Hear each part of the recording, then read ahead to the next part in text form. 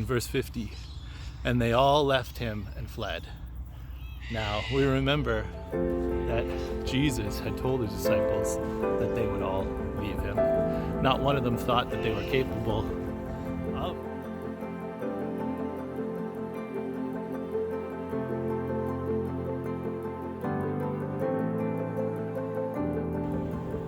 Hey guys, welcome to the video this week. Came out here to Spears Point Park to take a walk. It got a little bit rainy on the ride over, but it's not too bad, just a little bit of a sprinkle. Anyways, guys, last week we read about Jesus falling to the ground in distress to pray that the hour of his betrayal and death may pass by. But he finished this prayer with the words, "Not my will, but your will, Father." Jesus, we saw and read that he always did the will of the Father. Him and the Father were one. And today, guys, we're going to continue reading in the book of Mark, where Jesus was in the Garden of Gethsemane, and now Judas comes with the scribes and priests to arrest Jesus. His betrayal is at hand. But before we read today's Bible passage, I want you to think about these two questions. Number one, why did they not arrest Jesus when he was in the temple every day teaching? Why didn't they just arrest him then? And number two, who was the young man in the linen cloth? We're going to read about that today. Anyways, think about those two questions as we do today's Bible passage. So guys, we're going to start here in the book of Mark, chapter 14. And we're going to read from verse 43 to verse 52. And here's what it says. And immediately, while he was still speaking, Judas came, one of the 12, and with him a crowd with swords and clubs from the chief priests and the scribes and the elders. Now the betrayer had given them a sign, saying, "The one I will kiss is the man. Seize him and lead him away under guard." And when he came, he went up to him and at once and said, "Rabbi," and he kissed him. And they laid hands on him and seized him. Now let's pause there for a minute, because we're reading about the treachery of Judas, right? Judas' treachery and betrayal of Jesus. They would never have been able to find Jesus and his disciples that night, camped as they were around Jerusalem in that Garden of Gethsemane. They never would have been able to find him without Judas' help. There would have been groups camped there for the Passover, many different peoples coming from all over to Jerusalem. So they never would have known exactly where they were without Judas. And we can see here it was nighttime, so they needed Judas too, to know exactly where they'd be and to identify Jesus for them. And as we see, Judas was very evil here. And it says in other parts of the book that when Judas went to do this, that Satan actually entered him.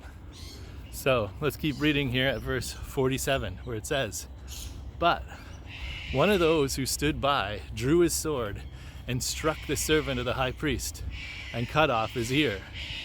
Well, let's pause for a minute, because we can read in John's account of the same event that the disciple that did this was Peter, who Jesus rebuked for this and then healed that man's ear. He told Peter the famous words recorded in Matthew. He said, all the draw a sword will die by the sword. Jesus' words are also recorded in John's account of the same event, where he tells Peter that it is God's will that he drink the cup that was given to him. So let's continue here at verse 48, where it says, "And Jesus said to them, have you come out as against a robber with swords and clubs to capture me? Day after day I was with you in the temple teaching, and you did not seize me, but let the scriptures be fulfilled." Now let's pause here for a minute. Brings us to the first question, right? Jesus had a purpose for his actions. He was prepared to carry out his Father's will. His question to the priests and scribes who had come to the temple, the police, to arrest him, brings us to the first question, right? Why did they arrest Jesus now? Why didn't they do it when he was in the open in the temple? Wouldn't that have been way easier? Well, Simple answer is they're cowards, right? They're afraid to arrest Jesus during the day when people would see, because most people liked what Jesus was doing and saying. So next, we're going to read a very sad verse. And here's what it says in verse 50. And they all left him and fled. Now, we remember that Jesus had told his disciples that they would all leave him. Not one of them thought that they were capable of doing that. They thought, hey, we'll stand with you no matter what. But of course, they all fled, just as Jesus said. Even Peter ran away and left Jesus in that hour. They all fell. And the spirit, right, like Jesus said, is willing, but the flesh is weak. If only the disciples had stayed up and prayed that night instead of sleeping, right? Jesus came to them 3 times. We saw it in a video last week telling them, don't sleep, pray that you might not fall into temptation. And they didn't listen to Jesus. They were too tired. And that's true of all of us, right? The flesh is weak. We can't do anything in and of ourselves. It's always the Holy Spirit, right? In the Spirit, that's where we get power, from Jesus. We can't do anything on our own. And this shows exactly that. All of them fled away.